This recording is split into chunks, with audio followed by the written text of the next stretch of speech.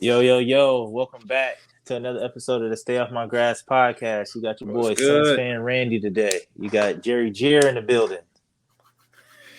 And we How got a you special feeling? guest. We We got got my boy special Jax. guest, Oakland. Oh no, What's Las up, y'all? Vegas fan, Thanks for having me. Thanks Jax. for having me. Oh my gosh, Raider That game was was a one. crazy. That was a crazy, crazy game, man. What was your thoughts on it, on the game so far? What you seen out there? Well, we were up 15, so I was like, all right, cool, because the way there's a bunch of tiebreaker stuff like that. So if the Raiders won, they get the 5 seed. But for some reason, if they tie, them and the Chargers both make the playoffs. So there's a lot. There's a lot going into the game. Should they just knee it the entire time and just take the tie to just make the playoffs? I thought they was gonna do that. Yeah, though. I thought they were gonna sell. Honestly, I 100%. thought they were because the game went to OT. They were up, and then the Chargers tied it, and the game went to OT. And I was like, okay, just escape with a tie. I was just just escape with a tie. And then they called a timeout, and I was like, I don't know. The Raiders just got super aggressive and then went for the win and got it. So Yeah, I'm not so complaining. I've seen the team in the playoffs once in 14 years being a fan. So I'm just stoked there. I'm just stoked there. I feel like the way that y'all did it though, and how y'all going, this is gonna start a rivalry for sure between the Chargers and the Raiders, just because I feel like it could have been it's a truce, you know what I'm saying? We could have just both walked away from it, but it was I feel like the way it went down a little bit was crazy, and then just Jay Herbo. Jay Herbo was out there really doing his thing out there. He was going crazy. 7 4th downs. I was like, man, are you serious? Just end the game. Just they should have went for 2. If you're gonna be that aggressive, you got to go for 2. Honestly, just go for the win. Salvaging the game. Honestly. Yeah, I would. When they scored the TD to tie it at the end of the 4th quarter, I was like, just go for 2. Y'all finna get it. It's y'all have all momentum right now. Just go for it. Right. I was hoping it ended in a tie. I played against what's that boy name? Vision? Renfro, and then I played against Jared Cook. I wanted to end the tie so nobody got the fantasy points, but I lost fantasy by 20. Oh my gosh. I mean, it was a good game. It was a good game for sure. So, what's your expectations for the playoffs, and where do you see us going, or where do you see you guys, the Raiders, going in the playoffs, or what's the expectation over there? Honestly, it's been such a weird season. The Raiders got crazy momentum now. They won 4 in a row, and they've shown that they can go on the road and win those tough, grinded out, gritty games. So, but the Bengals are hot. Joe Burrow's been going insane. Jamar Chase, Tyler Boyd, that whole offense is going insane. So it's going to be interesting for sure. I feel the team has the grit to go in and win a road playoff game, but it's the Bengals offense has been too insane the last couple weeks. So it's it's tough to say.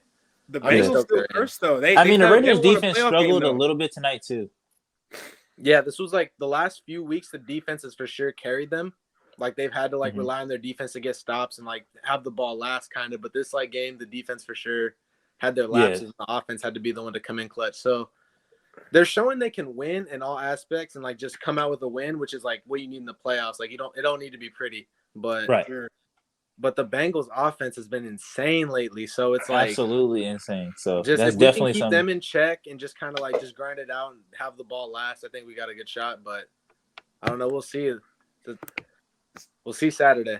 Cincinnati cursed though. They won a playoff game in 15 years? Since 1991. No, since 1991. I think. 91? Since 1991. Yeah, since 1991. So it's gonna be a while for both of those guys. It's gonna be one of them games. Whoever goes to the playoffs once since 2002. So it's it's a battle between 2 cursed teams. So one team gonna come over the hump for sure on Saturday. But we'll see. I'm just 100%.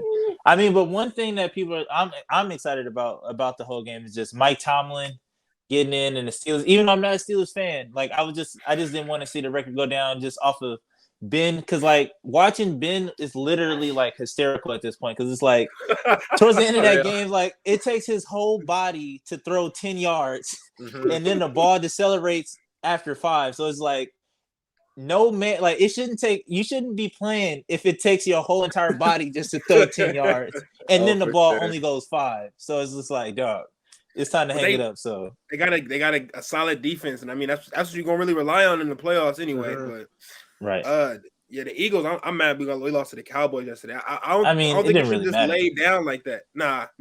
They're a rival. We should never just lay down like that. Yeah, you want to build momentum going into the playoffs. You kind of don't want to end on a little, because they put a 50-piece on them. So just for it's it's stoked. Honestly, earlier in the year when the Eagles were 3-6, I was yeah, they're done. But it's hey, they've rallied around. So you never know. And the Bucks are going through their own personal thing, so it's like, hey, you never know. It's the playoffs. What if they go in and steal one? It's tough, obviously, going against Tom Brady, but with the whole AB drama, they don't got Chris Godwin. Who knows if Leonard Fournette's going to be back? It's like, you never know. It's the playoffs. Like, remember that crazy run the Titans went on a couple years ago where they just fed Derrick Henry and he just ran through the whole playoffs. Like, you never know what can happen. Yeah. I just don't think we should have laid down like that, especially because we don't have a bye week to prepare us for the next week. We're not like the Packers or the Titans where we could just, take the week off and then we go hard in practice. No, this is like our last good, like full speed run before playoffs. Playoffs is one and done. It ain't the NBA where it's a series. So yeah, I don't think we should just lay down afford. Like that. Yeah, that's the crazy thing about like, and it's like weird, like just matchups. Like obviously it's like AFC, you got to go through Tennessee because they got the number one seed. NFC, you obviously got to go to Lambeau. It's like just looking at little matchups. It's like who fares well in like the cold weather type environment. Like there's some teams that are like I see that could be built like if they go and play like Green Bay and Lambeau, they have that type of team where they can gut out a win. But then there's other teams you're just like I don't know. So Jeremiah, what's your expectations for the Eagles, or what do you see them going? I feel like we can definitely upset Tom because we are deep. Okay, Tom Brady usually his problems come when he's getting beat up in the pocket. When we can get to the quarterback and make that's easier said than done. But go ahead. I know easier, right? But I'm just saying, if we can keep the pressure on them and we gonna win the game with time of possession because we're the best running offense in the league, no doubt. We can if we run the ball, keep the ball on our side, keep Tom on the sideline. That's our key to the game. We're not a deep threat team. We're not an air them out. We run the ball. So if we can run the ball, chew some clock, beat up that team, soften them up, let Jalen Hurts, get the play action rolling, then that's where we win the game. But I mean, the Bucks played who they played today? The Falcons. They played the Panthers. The Panthers gave them a good game for a little bit, but but we get everybody back this week. My beef with the Eagles though is like you guys' offensive play calling is just like blows my mind. It's like beyond me. It's like what? You guys keep running these RPOs. We don't run that no more like that, brother. No, we put that. Honestly, I feel like with the Eagles, like their season turned around once they got like Miles Sanders back and realized like, all right, give him the ball. Because like he would be. I don't know why it took so long. Like 8 yards a carry, but would only have like 10 carries. And it's like you got to give him the ball. It's like you got like decent receiver, like you got Devontae, you got Greg Ward, you got Quez Watkins, like you got and Dallas Goedert, like you got receivers that like. I ain't gonna say Jalen Reagor, just like he's got to prove himself. But like you got like some receivers to where like if you need to make a big throw, you got guys you can trust, especially Devontae and Dallas Goedert. But it's like you're like the playoffs is built on defense and running the ball. Like no matter how the league turns in terms of like being a passing league, the playoffs are built on running the ball, time of possession, defensive stops, and that's what the Eagles can do. But it's just like Tom, like they say this, like it's tough to beat LeBron 4 games.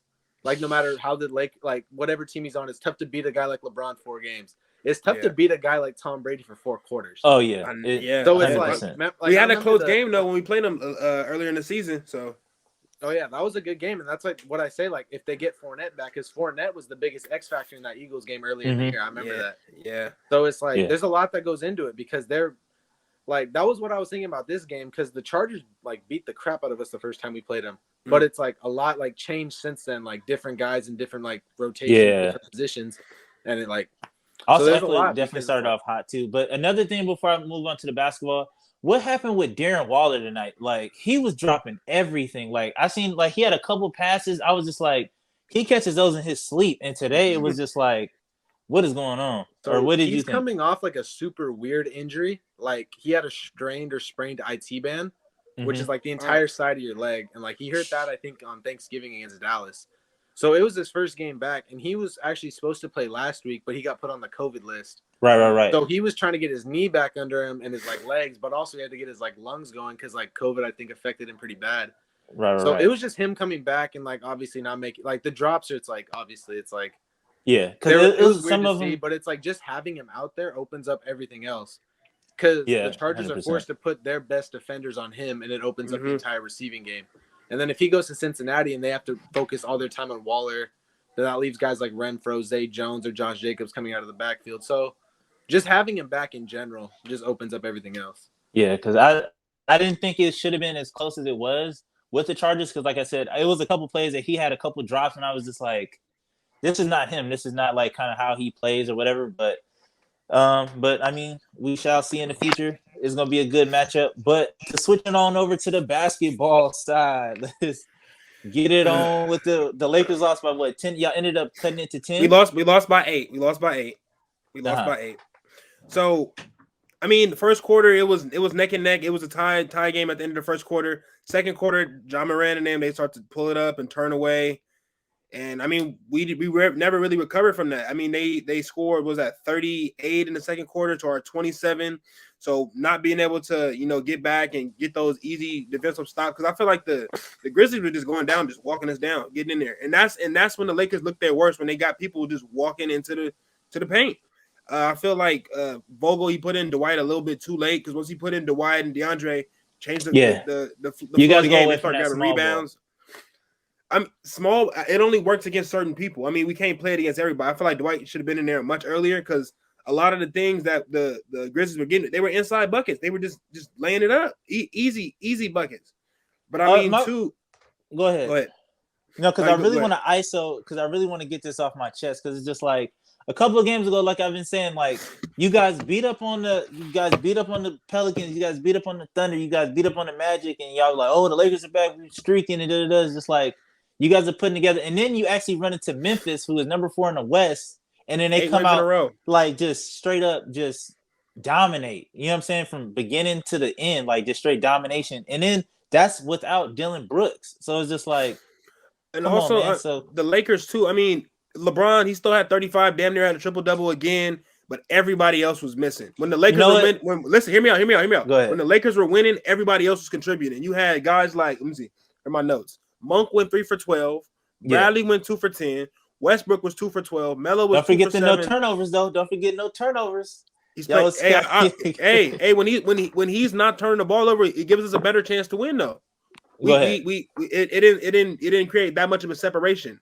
We had Melo 0 for 4 from three-pointer, and that you just can't get it done like that. The Jazz, the Grizzlies were hitting on all cylinders. They were just making all that and making their shots. And I hate for it to come to this, but I feel like the free throw shooting and the fouls were uneven. They damn near shot double the amount of free throws we did. Go look it up.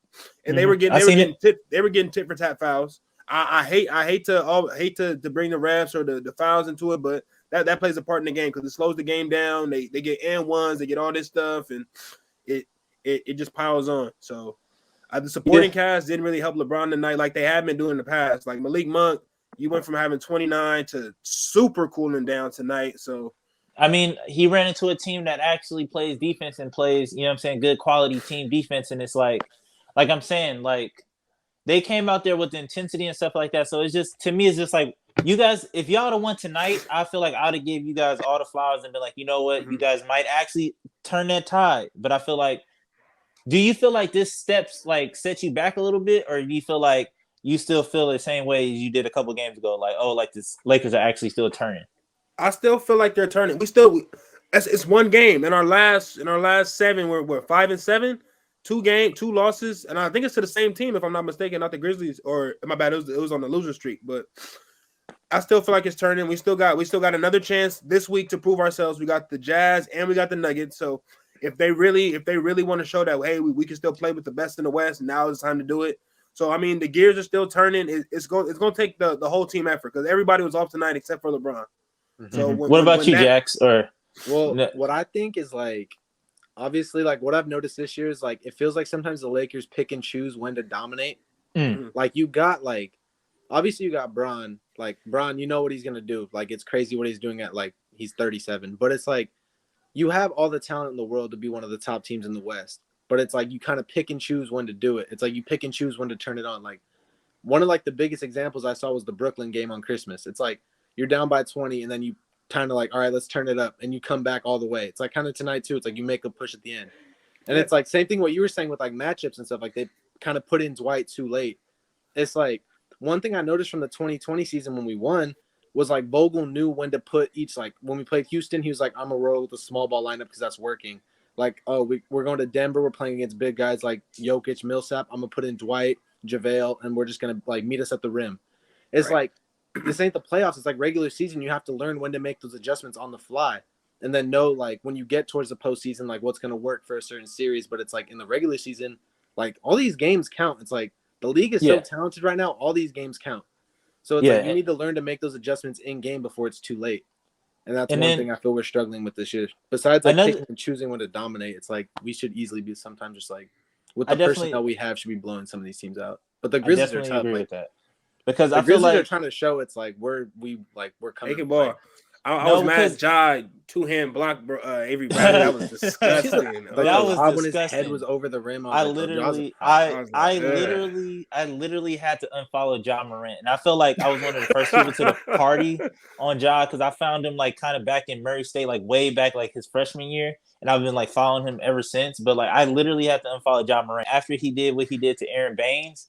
Like, because to me, like something I'm starting to notice about Ja Morant in his game is that like he kind of reminds me of AI in the sense of like he has no fear.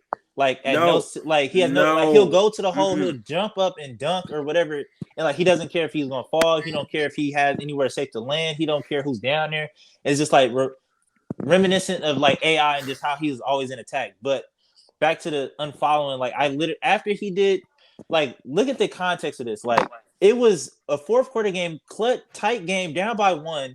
And Ja Morant is 51 seconds left in the game. And Ja Morant, his go-to move was, I'm going to drive to the hole, come off 2 feet, jump up, and dunk over Aaron Baines with 51 seconds. Like, clutch situation, game on the line. And it's like, that's your go-to? Like, you're disrespectful, sir. And it's just like, I can't, you know what I'm saying? So it's just like, he's different. And another thing I've seen tonight from the Grizzlies is that, like, I feel like it's kind of a thing amongst the league. And they talk about it a little bit on, like, some of the bigger, like, ESPN or whatever, is that I don't think anybody's scared of y'all anymore because I've seen a lot of barking, a lot of chit chat and chirping, and even between us, and we don't scare nobody. We don't scare nobody. Once Cameron Payne is talking trash to LeBron, it's like it's some ain't balanced in the universe. You know what I'm saying? That's definitely facts. No, I mean we're not scaring nobody right now. Like we turn it on, like Jackson. We turn it on, we turn it off, but like we can't constantly get like I keep harping back to this. We don't have an identity right now. The Lakers still don't have one. Like what does this team do? We're not a defensive team. We're not a shooting team. We're not a rebounding team. We're not a rim protecting team. It's like we don't hang our hat on one specific thing we do for basketball, and it's hard to when we don't do that to fall on someone when we get hard times like this game. Mm-hmm. That's facts. And honestly, it's like I wish they didn't like want to blow up the team from last year so soon because they had the number 1 defensive rating going into the playoffs, but it's like Bron and AD were hurt all year. It's like, how do you expect to get in the offense? That's why they fell to the 7th seed. If they would have ran it back with that same team and everyone would have stayed healthy, they were like 24-5 before like AD got hurt. 100%. It's like that, like whatever anyone wants to say about Kuzma, KCP, Montrez, anyone like that, who also had a big rolling match before our stars got hurt. Like, obviously, like their defense their defense is the reason that they're able to even like make the playoffs in the first place. And honestly, I don't like think we should have been so quick to get rid of those guys.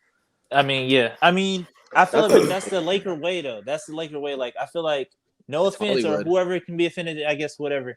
But it's the truth. Like you guys buy championships. That's just what it is. It works. You know what I'm saying? Like you guys, the proof is in the pudding. You guys have 17.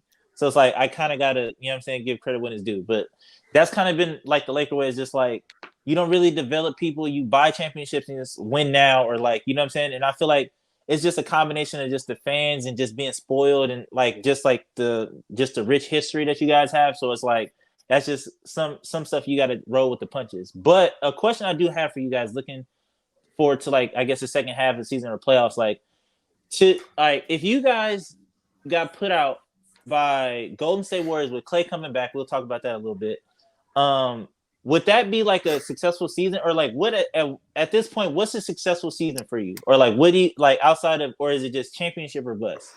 But if you guys played Golden State and you guys won the play-in champion 2 times in a row, whatever, and then y'all was 7th seed and y'all played Golden State, like is that a dub if you get put out by Golden State because it's Golden State, or is it just like that's still not acceptable? No. For me, I'll just say it. Like for the Lakers to have a successful season, for one, they need to finish top 4, top 3 in the NBA. Maybe I'm not. 1 is 2 probably out the window, but they need to finish top 3 or 4 for sure. They need to beat somebody in the first round. That's the only way you be successful. You're not successful if you win the play-in game. That's not successful. Like the Dodgers, they didn't have a successful season. They won the wild card game beat the Giants, which was cool, but we didn't get the big trophy, the one we really want. So I mean, no, that's not a successful season if we just win the play-in game and get the 7th spot. No, that is definitely not a successful season for us. Jax? Yeah, so it's going into the year, especially like you acquire a guy like Russ and have this big 3 and a bunch of expectations. It's like it is championship or bust kind of, because you feel like, all right, like we make the playoffs, you have no expectations in the playoffs anymore if you're like a 4 or 5 seed or 6 or 7 or playing in like scratching and clawing your way out of the playing tournament. Honestly, it's like there's still like a long season to go. You never know. This team is talented. If they do catch their rhythm, they could be very scary. But it's like they pick and choose and sometimes like adjust too late. Mm-hmm. So we'll I feel like that's also. Go ahead. Just with a team like this, it's like it is championship or bust. And when they're already kind of like flailing in the middle of the season, it's like you'd rather just like hope they like get it going and can at least get to one of those top 4 seeds to at least have home court advantage for like a little bit and catch the rhythm in the playoffs. But it's like in terms of like getting put out by like a Warriors or a Suns or Jazz or one of the top seeds, but like at least making competitive, it's like that's still not a W.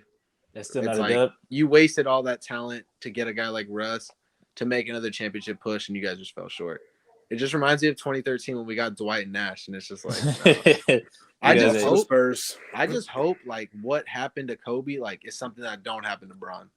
Like I don't want just aging out gracefully. Overuse. It's like not overuse. Like that. It's like just doing too much and just taxing your body at the end of the year just to make the playoffs. Because Kobe was playing like 46 minutes a night, averaging 40 a game, legit like doing everything to get that team just a chance at a 7 or 8 seed.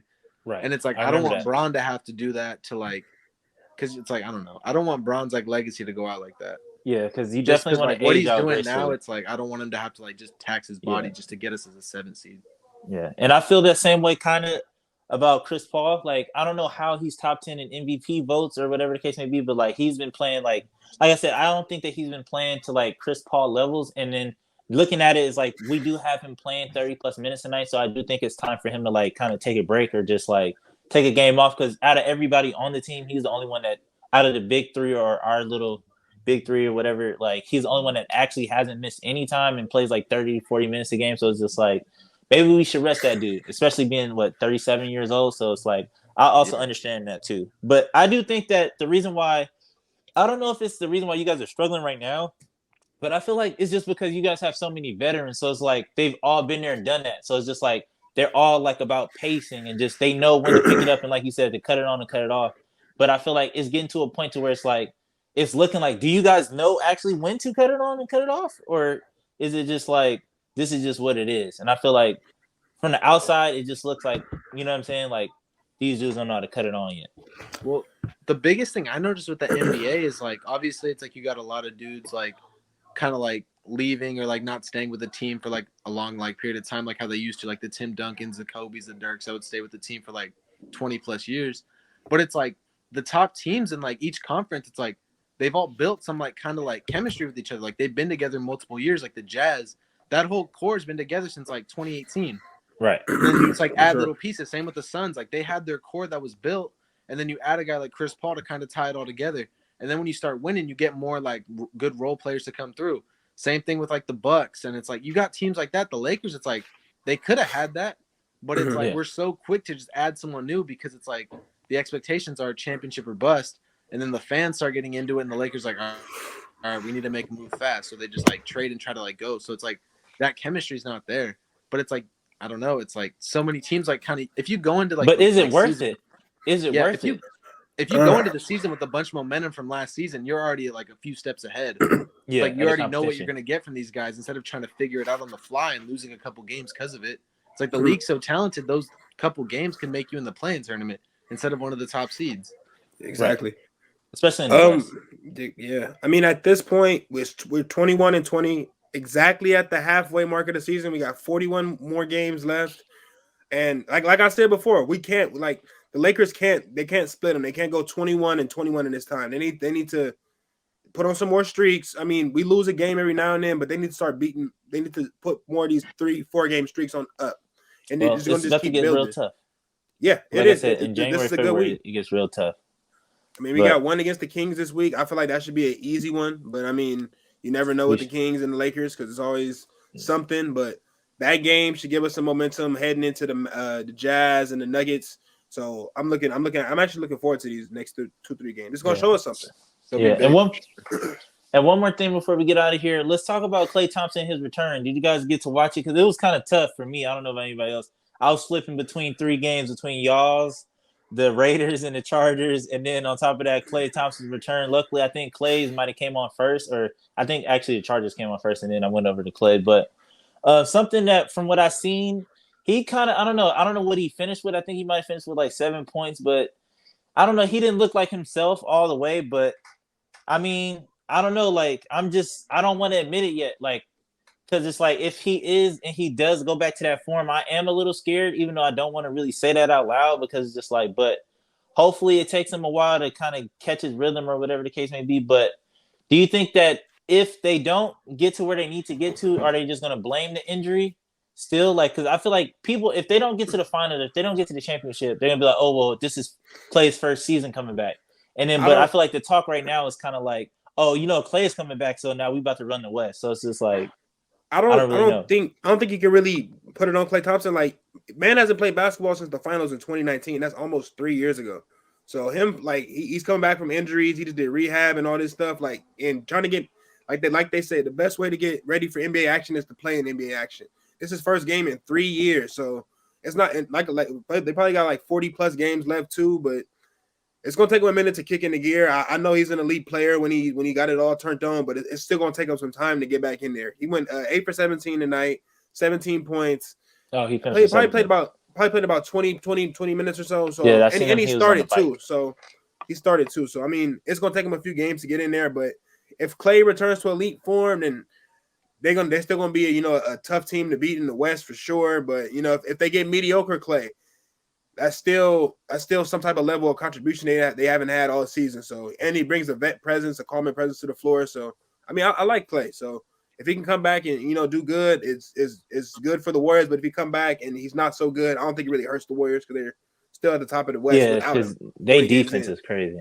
Like, yeah, the weird thing about the Warriors is they're already like really good without him. That's just like a plus. So you can you can afford to like let him like get back into the like swing of things. Like, obviously Steph's already played with them, Draymond's already played with them, guys like they've already like have experience with Klay Thompson. It's not like you're just getting someone new and just like trying to like add him to like the thick of things. It's like a lot of these guys already know how to play with him, and it's like they're already so good. It's like pretty much he's just like an added contribution. It's like you can let him like take his time.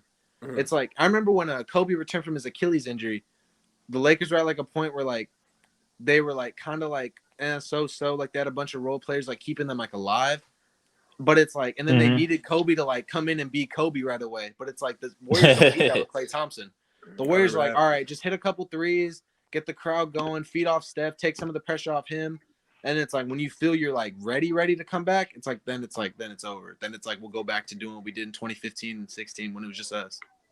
Well, hopefully that's not the case. That, honestly, it's like the West. It's like, obviously, the Grizzlies are like making some noise, but they're still the 4th seed. I still think it's between the Jazz, Warriors, and Suns. Like, those 3 teams like all match up so well together, and it's like any of those 3 teams could come out the West. It's crazy right now, but there's still a half season to go, so we'll see. Yeah, so the second half of the season. But one thing, I guess, before I get out of here, I think Tyler Hero's making that case for that 6 minute of the year, Jeremiah. I think Tyler Hero got it. He gave us 30 last night. He let freedom ring on y'all. I watched that one. I watched him and Duncan Robinson was like, yeah, they let it go. I was like, damn, they got them coming off the bench. Like, this is insane. Like, Miami might be, I mean, like, they don't hardly ever all play together, but it's just like, that's a scary team if they're that deep. If it's like, they got Tyler Hero coming off the bench giving you 30. So I was like, I think that Carmelo 6 minute a year might be in jeopardy just because he's just inconsistent. It's Tyler Hero for sure if he keeps this up. That team is so scary though, just because like if they do get healthy, say with like 20 games before the season, like they got everyone. Like they got Lowry, Bam, Jimmy, you got Duncan, you got PJ, Tyler Hero, like everyone playing, kind of like getting a good rhythm going into the playoffs. I don't see many teams beating that team in the East. Like obviously the Nets, but it's like still, it's like Kyrie's just there for road games. Yeah. So it's like, how are they going to be? He looked good. Like, they look really good. But then it's like, say you have like a back-to-back where like you play on the road, like say you're in Boston or something, Kyrie goes for like 30, and then you go back to Brooklyn the next game. It's a big game. You need that game against like Milwaukee or something, and he's not there. It's like that's the only thing. It's like obviously if those three are like consistently on the floor together, it's gonna be like not many teams can beat that because it's three like MVP candidate superstars. Yeah. But like inconsistency with that. So it's like coming out of the East is gonna be weird too, because like the Bulls are balling right now. Then you got obviously Milwaukee's back, like trying to go back to back. It's like the NBA storylines are crazy right now with some of the top leads. Oh yeah, because you really don't know. And then obviously like all the teams that made the playoffs last year, they're battling for like the play-in spot. So it's like a lot's going to happen in the last 40-something games. And the Cavs are actually good, so that should tell you something about what's going on in the NBA. But yeah, man, that's gonna wrap it up for this episode of Stay Off My Grass podcast, man. So we'll catch y'all next week. When the next time? I think we play on Tuesday. When's the next time y'all play? We play Wednesday in Sacramento. I might go so y'all got a little bit of a break. You working? Okay, so I might cover it or whatever the case, or at least maybe Saturday we can get the football games going or something. Oh yeah, for sure. Yeah, for sure. Oh, my team plays Saturday. I'm gonna have a lot to talk about that day. All right, man. Till next time, man. Peace. Hey, for sure. Thanks for having me. No problem. Right. Thanks for showing up.